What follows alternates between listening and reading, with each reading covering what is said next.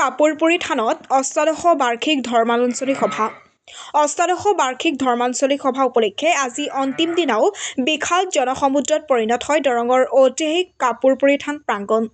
উল্লেখ্য যে দৰং জিলাৰ বৃহত্তৰ হাজৰিকাপাৰা অঞ্চলৰ কছাৰীজাৰত অৱস্থিত ইতিহাস প্ৰসিদ্ধ কাপুৰপুৰী থানত যোৱা 25 ফেব্ৰুৱাৰীৰ পৰা 3 দিনীয়া বনাঢ্য কাৰ্যসূচীৰে অনুষ্ঠিত হোৱা অষ্টাদশ বাৰ্ষিক কাপুৰপুৰী ধৰ্মালোচনী সভাৰ আজি অন্তিম দিনা পুৱা পৰিৱেশ নিকাকৰণ আৰু শিৱপুৰাণ পাঠৰ পিছত মুদৈবৰী মধ্য ইংৰাজী বিদ্যালয়ৰ অৱসৰী প্ৰধান শিক্ষক প্ৰফুল্ল চন্দ্ৰ বড়োৰ সভাপতিত্বত অনুষ্ঠিত হয় এখনি মুকলি ধৰ্মালোচনী সভা। আদৰণি সমিতিৰ সম্পাদক যুগল ডেকাই আধৰা তথা স্থানীয় শিল্পীবৃন্দই পৰিৱেশন কৰা এটি সমবেত সংগীতেৰে শুভাৰম্ভণি হোৱা সভাখন আনুষ্ঠানিকভাৱে উদ্বোধন কৰে মঙলদৈ মহাবিদ্যালয়ৰ অধ্যক্ষ ডক্টৰ কমলাকান্ত বৰাই। সভাখনত ৰাষ্ট্ৰীয় স্বয়ংসেৱক সংঘ দৰং জিলাৰ প্ৰচাৰক প্ৰকাশ বৰুৱা, চিপাঝাৰ বিধানসভা সমষ্টিৰ প্ৰাক্তন বিধায়ক বিনন্দ কুমাৰ শইকীয়া, প্ৰাক্তন ৰাজহ মন্ত্ৰী ডক্টৰ জয়নাথ শৰ্মা, বিবেকানন্দ কেন্দ্ৰ অসম প্ৰান্তৰ যুৱ প্ৰমুখ্যে দাদুল দাস প্ৰমুখ্যে কেইবাগৰাকীও বিশিষ্ট অতিথি উপস্থিত থাকে।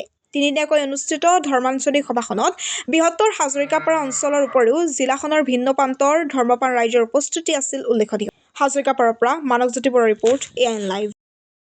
এই ঐতিহাসিক কাপুৰপুৰী থানখন এক বিশেষত্ব আছে।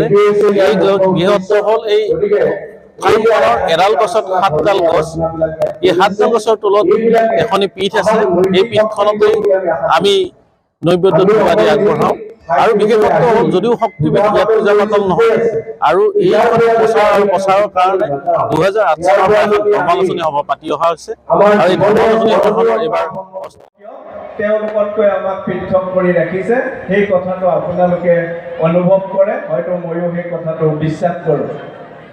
এতিয়া সেইকাৰণে আমি এটা কথা বিশ্বাস কৰোঁ যে আমি ভাৰতে যদি লিডাৰ হ'ব লাগে আৰু ভাৰতবৰ্ষই যদি পৃথিৱীক আমি কনকুৱাৰ কৰিব লাগে, জয় কৰিব লাগে, তেনেহ'লে ভাৰতৰ মন্ত্ৰই হৈছে স্পিৰিচুৱেলিটি।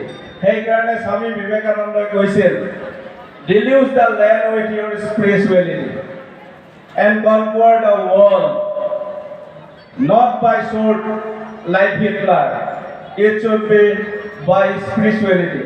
আধ্যাত্মিকতাৰ জৰিয়তে ভাৰতে পৃথিৱী জয় কৰিব পাৰিব আৰু সেইকাৰণে কৈছে ভাৰতৰ আধ্যাত্মিকতা গোটেই পৃথিৱীত প্লাবিত কৰক আৰু সেই আধ্যাত্মিকতাৰ জৰিয়তেহে আমি কি কৰিব পাৰোঁ, পৃথিৱী জয় কৰিব পাৰিম। হিটলাৰৰ দৰে তৰোৱাল বন্দুক বাৰুদেৰে নহয়।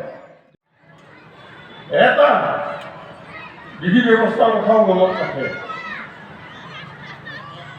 এটা আচৰণতো তাক যদি বিলীন কৰি লৈ সেই আচৰণত আপুনি আগবাঢ়িব পাৰে, তেনেহ'লে আপোনাৰ ধৰ্মটো ৰক্ষা হ'ব। এটা দীঘলীয়া সময়ৰ কাৰণে ভাৰতবৰ্ষত মোগলে মুছলমানে আমাক শাসন কৰিছে। এটা দীঘলীয়া সময়ৰ কাৰণে আমাক ব্ৰিটিছে খ্ৰীষ্টানে শাসন কৰিছে।